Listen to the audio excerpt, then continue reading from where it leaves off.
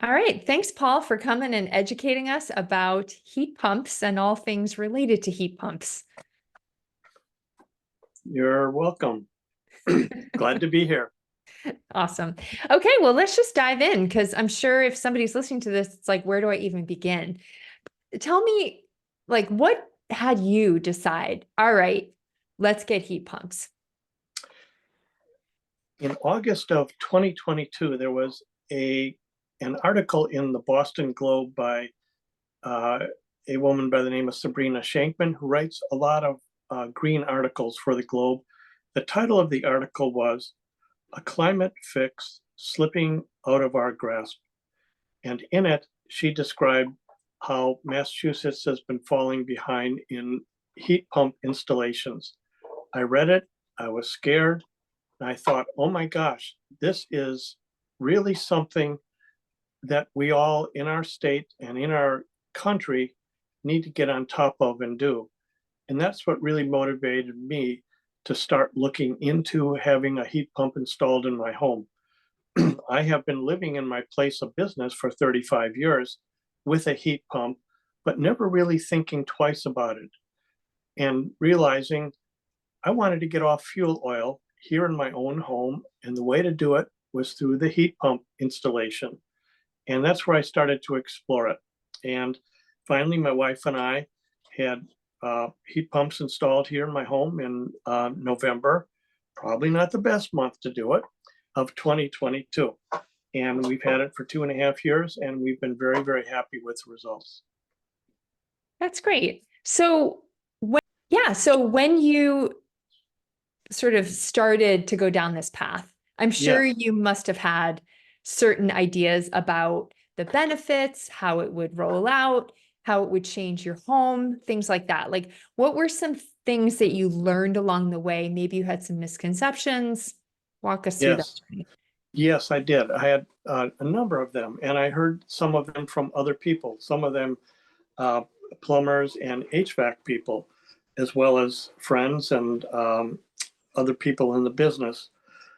The first was it has been talked about how it's unproven technology.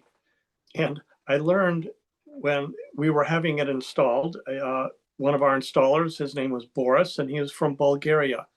And I asked him, are heat pumps new? And he said, he laughed at me. He said, we've been using them in Europe for the last 40 years. And I did a little research, and heat pumps were invented in 1856 and have been used in our homes by a different name ever since the 1920s and 30s. It's called refrigeration. Those are really heat pumps, uh, run a certain direction so that they provide cooling rather than run the other direction, which provides a transfer of heat. Um, a second misconception I had, and I heard this from a variety of people, oh, heat pumps can't handle a New England winter, especially when you get down uh, close to zero. Well, in February of 2023, if you remember, we had a very frigid weekend, Friday, Saturday, Sunday, 3 nights where we all got down to zero. The Boston Globe did a survey after that, and they found out that people who had heat pumps did just fine during that cold snap, and that the people that had the most trouble were people that had oil burning and gas burning furnaces and boilers that were breaking down because of the strain and the stress. That wasn't happening to heat pumps. Um, the Globe article said heat pumps pass the test. The other thing I heard from different installers and people in the fuel oil business is if you want to get a heat pump, go ahead, but you're going to have $1,000 bill every month. And that has not at all turned out to be the truth. Um, my bills during the month of January and February have gone up, electricity bills have gone up about $600 more than they used to be. But I do not have a fuel oil truck pulling up every 3 weeks to give me oil during those months at $600 a truckload. Um, I believe I am at least even, if not a little bit ahead financially by having the heat pumps. Well, one of my friends said, well, you can get heat pumps, but electricity is furnished and produced by coal and oil anyhow. So it's dirty electricity. Yes, much electricity is still produced that way, but we each have the opportunity and to purchase 100% green electricity through a variety of different companies. National Grid, Eversource, if you're hooked up to that, Constellation, Clean Choice, they all offer 100% clean electricity. The price is a little bit more per kilowatt hour, but for me and my wife, it was worth it. And it has not broken the bank or pushed us over what our budget is for heating. So you can get clean electricity. It's not all fossil fuel produced. And finally, one of the most delightful parts of it is we finally have central air conditioning. We have struggled with window air conditioners for our whole of our 35 years here in Beverly. And finally, we have central air conditioning. And we look at each other and say, this is heaven. And air conditioning uses only 2% of our energy output during the year, whereas heat and hot water use about 76% of our fuel and heating costs. So for a small fraction, we have central air conditioning, and we love it. So you're saying that air conditioning, I mean, it sounds like it's very cheap air conditioning. It is. It's very cheap. It's Mass Save estimates it uses only 2% of our household energy to have air conditioning. And I'm curious, just drilling down a little bit. So for the units that you have, is it forced air or radiator? Like what exactly is we have in our house what are called mini splits, which means we have a condenser compressor, very silent, running outside of our house, and it compresses and a refrigerant, which moves into 6 different mini splits we have in our house in different zones of the house, with a controller for each mini split device that produces the heat or the cooling. So we can cool 3 rooms in our house and have it off in the other 3 rooms, even during the winter. And there's plenty of heat or plenty of cooling. And those just sit up on a wall. Those sit up on the wall. They're usually up about ceiling height. I've seen those. Yeah. Cool. Yeah. Yes. And they're actually like a small air conditioner, but they're very silent. They're air conditioners are window air conditioners, very noisy. Everything here is silent. Yeah. I mean, that almost makes it, even if it were, in parity with an oil heat or a gas heater, like that aspect of it kind of puts it over the top as far as efficiency goes. It really does. It really does. One of the things I learned in this whole transfer to electrification is this new word called electrification. And we have a lot of new words in our culture that come to be very important to us, like industrialization, printing press, automobile, artificial intelligence, the internet. The newest one in our culture that we are working to adapt to is electrification as a source for our power rather than burning fossil fuels. And the second big word that I've run across that has become new in my vocabulary is sustainability.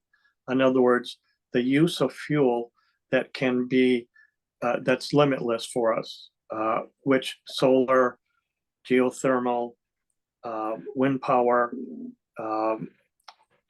are sustainable or endless sources of fuel for us. Yeah. And I've heard people say that, if you can get solar, because not everybody can, but if you can get solar and combine that with the heat pump system, that might work out really well. It I'm, does. In yeah, fact, we have that on our house too.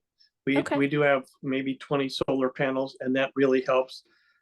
It really helps most, though, to tell you the truth, from May through September. And the other months, it sort of slacks off because the sun is low in the sky. But for those 6 months, we've gotten zero electric bills for the months as a result of that. Did you have to upgrade your electrical panel when you installed the heat pump? No, there were enough open circuits that they were able to put them in. Okay, because my sense is you'd have to at least get a 200 amp. Is that not the case? Yes, I believe that's right. And we Okay. had enough open slots that they could put a 200 amp uh, uh, circuit breaker into those slots. So we didn't need a new panel. They were able to use what we had already. Yeah, and not that we need to have a solar conversation, but I had a couple guys come over last Yeah, Monday and they made it clear that Massachusetts makes it really easy to switch to solar if your roof is appropriate. And yes. you can just start with solar as a service and maybe eventually purchase the panels and just have it outright. Christina, that's exactly what my wife and I have done. We have purchased the service and we have they provide us the power, the electricity at a very regulated and discount price by using the power from our solar panels. Yeah, you can't really lose with that. So are there any surprises? I mean, now you've had it for 2+ year, almost 2 years. Yes. You know, Yeah. what have you learned? Is there anything that came up that was a surprise? Um, but the simplest surprise that I've enjoyed is not having the fuel oil truck come up every 3 weeks through December, January, February, March. That has been delightful. And instead, our electric bill has been no more expensive, certainly even a little bit less than what our oil costs were at that time. I mentioned about how the delight we have with the central air conditioning, but the other surprise was when we had Mass Save come do an energy audit for us. We have a 60-year-old home. They improved our insulation and ceiling to a large degree, about $15,000 worth, for which we only paid $2,000 of it. Mass Save covered the other $13,000 of cost to weatherize our home very thoroughly. The first day, the first afternoon after they were finished, I walked in the house from work, and the house, it was in the summer, the house was cool. I could not believe how cool the house was from the nighttime, still in the afternoon after it had been weatherized. And it has retained heat much more effectively than it ever did before. So I was shocked and totally surprised at how much cooler in the summer our house was and how much warmer it was without burning more fuel. Yeah, that's incredible. It's very Yeah, compelling. The only, again, this is a different conversation. The only thing that would stop me from getting this, because I'm absolutely like my particular boiler, just to make this personal for a yeah, second, is yeah, definitely on its last leg, like the next 5 yeah. years. So, it's seemingly a no-brainer to make this call, but I also want to look at the health standpoint as far as, looking at EMFs. I mean, there's things you can do if you're sensitive to that stuff. Some people really are. I Yeah. don't even know if I am, but that is one more aspect. I mean, I've actually heard of you can get devices that if you're sensitive, it can actually neutralize whatever the impact would be. I've also talked to people that say if the devices are a certain distance, like your condenser you were saying, Yeah, that's yeah, outside the home, it's over, it's feet away from where you would ever yeah. be, that it's not even an issue. So that's Right. something that I would want to look into. It's the only Mhm, thing that would stop me from going fully mhm, electric with mhm. this stuff. But boy, Yeah, does it sound good. yes. We're very happy we've done it. And as I mentioned at the beginning, I've lived with it for 35 years in my place of business, really not paying attention to it and really not understanding the benefit. And I've been realizing that almost every commercial building now in the state, in our Commonwealth, or in our country, that's been built in the last 50 or 60 years, they all have heat pumps. Wow. There's no more boiler rooms or coal burning furnaces downstairs anymore. They're I've all also running. heard that from a, just to bring it back to health for Yes, 1 second, I've heard that when you fully electrify your home, let's say you had a gas stove, I don't know if you yes, did, but if you did, and you switched over to electric and you were running that off of electricity, obviously it's electric, so it's going to be electric. So that the gas fumes that have been studied recently are right. no longer in your home. I've heard that it affects kids way more, like kids' brain development. It's subtle, but it's real. And, it's just one more thing to worry about. I'm trying not to freak out about it. It's fine. Chris, Christina, I've read that too. The studies have been conducted that gas burning stoves, kitchen stoves, really are producing a lot of toxic chemical, toxic fumes that come off of that that propane or that gas burning stovetop, and it's been surprising of how toxic it really is versus an electric or a conversion stove or Yep. oven. Yeah, So we're just, we're putting in a plug for electrification all across the board here. absolutely. That's the wave of the future. And, my thought is that someday when we all sell our house, um, the new prospective buyers are going to say, well, what's the heating system? And if you're saying, well, we have oil, they're going to say, oh, still oil, huh? Oh, we have gas. Oh, you're still doing natural gas. We have a heat pump system. Oh, good. I'm glad you've got a heat pump system. Yeah. We are, uh, our houses become more valuable, and Mass Save also has been studying how that has been increasing the value of our houses. Those of us that do have the heat pump installation already in and going, it's a big plus for the value and the selling value for our houses. That's great. Well, Paul, I appreciate your taking some time today to share your knowledge. And now people know what kinds of questions to come to you with if they have questions about heat pumps. So thank you.